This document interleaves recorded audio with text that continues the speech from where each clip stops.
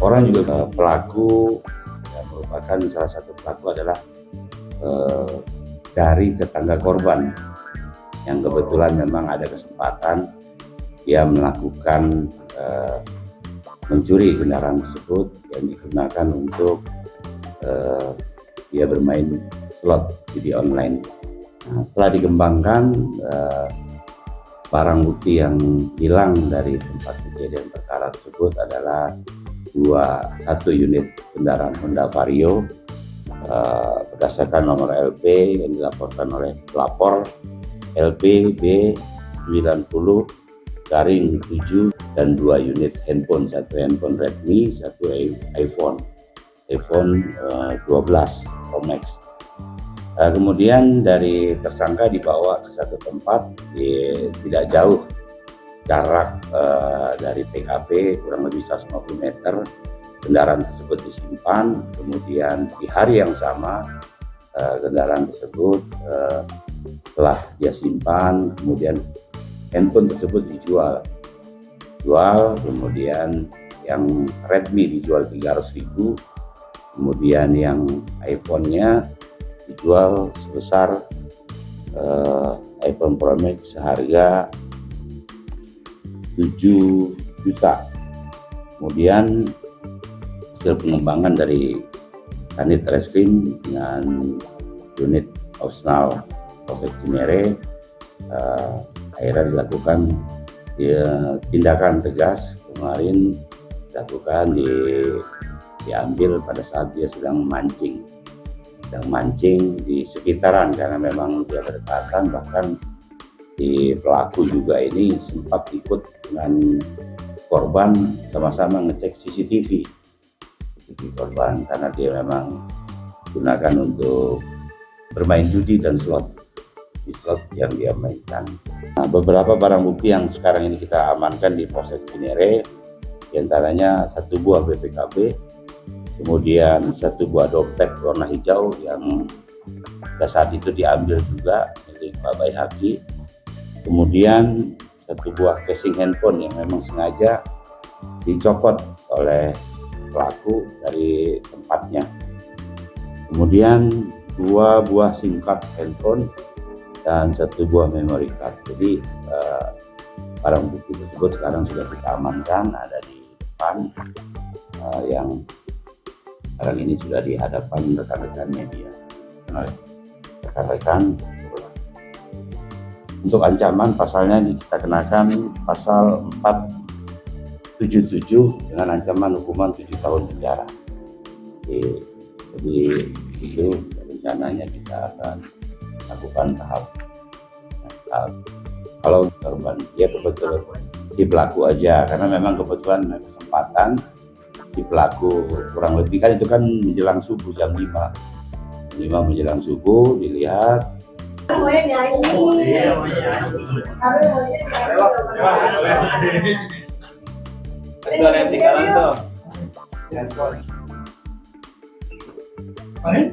Ini punya siapa?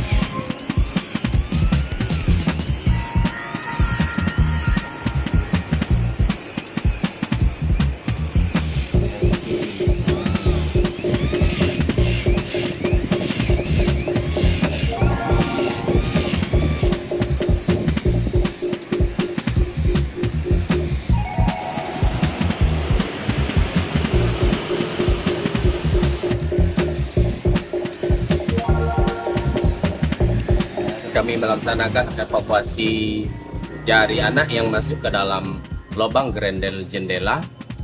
Anak ini kurang lebih berumur 4 tahun, dibawa ke pos pelayanan Alam Rajo oleh kedua orang tuanya untuk meminta pertolongan kepada Damkartan Kota Jambi. Kami langsung mengevakuasi grendel yang masih tersangkut di jari anak ini dengan menggunakan alat-alat rescue seperti tuner atau gerinda mini, sarung tangan latex, dan kacamata. Karena grendel ini berbahan stainless dan tebal, kurang lebih 30 menit grendel yang tersangkut di jari anak ini berhasil kami evakuasi.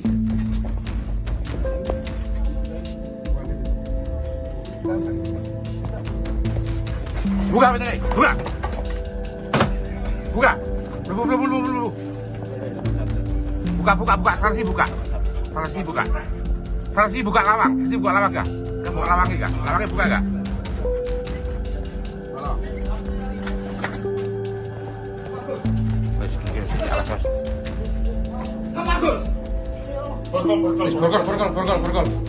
Borgol. Diam. Manut.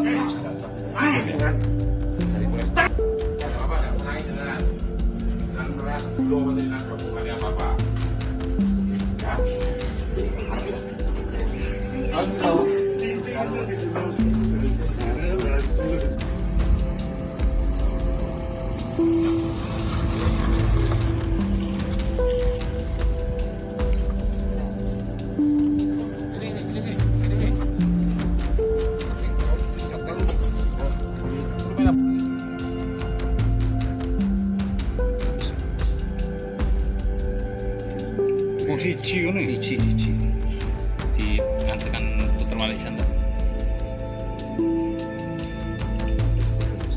Terus ketika pasti jam 3 ini jurusan baru.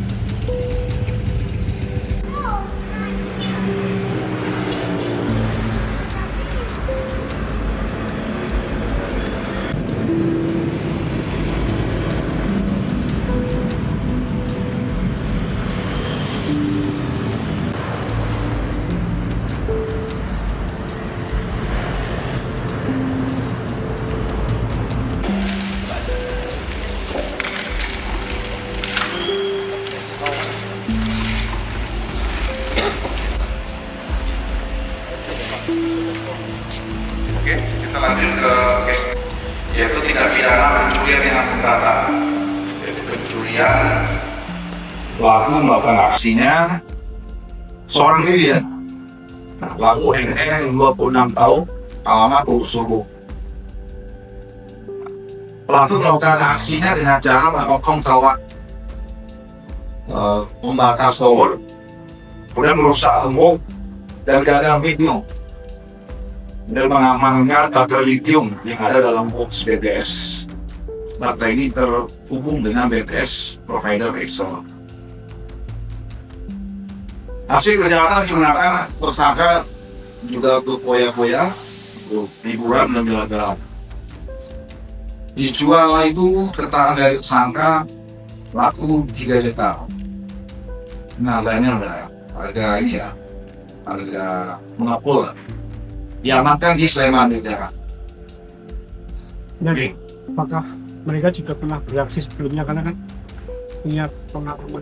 Ya, tersangka juga melakukan aksi di beberapa tower dan kita juga kerjasama dengan Polda, dengan polisi yang lain untuk beberapa TKP lainnya. Ini ada satu TKP mungkin di Hulu, Melanggung ya. Nah, ini sedang kita dalami. Yang sudah terang benerang ya, TKP Solo.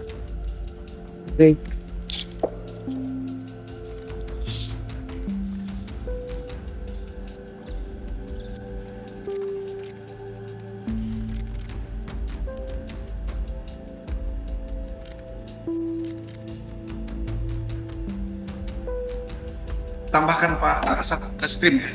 Saya izin mendahului. Siap.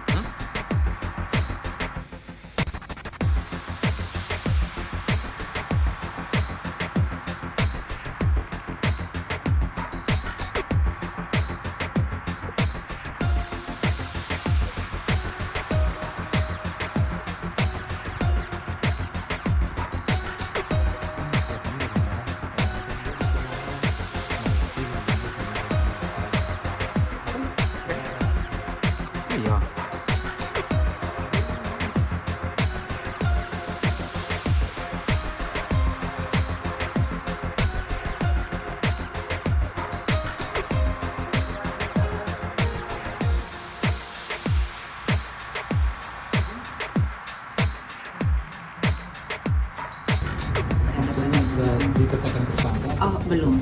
Kan tadi sudah disampaikan. Ini fokus kita kepada si anak untuk rehabilitasi dulu dan untuk pendampingan juga. Karena walaupun dia sebagai pelaku kemarin kan, tapi dia juga shock gitu kan, dia korban. Kita tahu dia korban, dia juga tertekan secara psikologis karena akibat menjadi objek ya, subjek ya dari bullying dari teman-teman sekelas. Berarti sampai saat ini motifnya masih berhubungan dengan korban bullying atau ada motif baru? Iya, sampai saat ini. Dan ini perlu kami tegaskan juga tidak ada hubungannya dengan jaringan terorisme. Ya. Ini murni karena korban bullying dari teman-teman sekelasnya. Dia belajar bikin dari mana informasinya, Bu? Gimana? Dia belajar bikin bom itu dari mana? Rekan-rekan kemarin sudah sempat ditanya juga di lapangan. Dia mempelajarinya melalui Instagram, melalui YouTube, internet secara otodidak. Jadi ada bahan-bahannya yang dia buat sendiri dari dia campur-campur itu memang ada ya, dia temukan di YouTube dan internet secara otodidak. Dia di media sosial? Iya, media sosial. Ya. Mau penegasan lagi, Bu. Jadi total kemarin sebenarnya ada 4 bom ya, 1 yang sudah meledak, 3 yang meledak. Iya. Saat pemeriksaan di rumahnya, ada ditemukan barang lain? Sampai saat ini Ibu belum dapat informasi. Bu, pemeriksaan juga dilakukan kepada orang tuanya, Bu? Sudah dipanggil orang tuanya. Dari kemarin juga, dari semalam juga orang tuanya sudah dihadirkan. Ya, dari semalam orang tuanya sudah dihadirkan dan juga sudah dimintai keterangan oleh polisi, gitu kan. Dan sampai saat ini pemeriksaan masih berlanjut ya, rekan-rekan. Ada beberapa orang guru lagi yang akan dipanggil untuk melengkapi keterangan-keterangan yang diperlukan oleh Polri. Itu kan dari Indonesia, Mabes, dia tergabung dengan kelompok goreng. Sampai saat ini kita masih penyidik menyampaikan bahwa, dan dari Ibu juga sudah koordinasi dengan Satgas dari yang Densus 88 itu murni ini adalah korban bullying ya. Kejadian ini dipicu oleh rasa dendam, sakit hati, kemudian tekanan psikologis yang mendalam sehingga dia melakukan hal tersebut. Jadi dia bergerak sendiri ya, Bu, ya? Ya, dia bergerak sendiri. Jadi tidak terafiliasi dengan jaringan manapun ya? Ya, sampai saat ini informasi sementara seperti itu. Gak sempet baca? Dengerin aja, klik icon text to speech di okezone.com.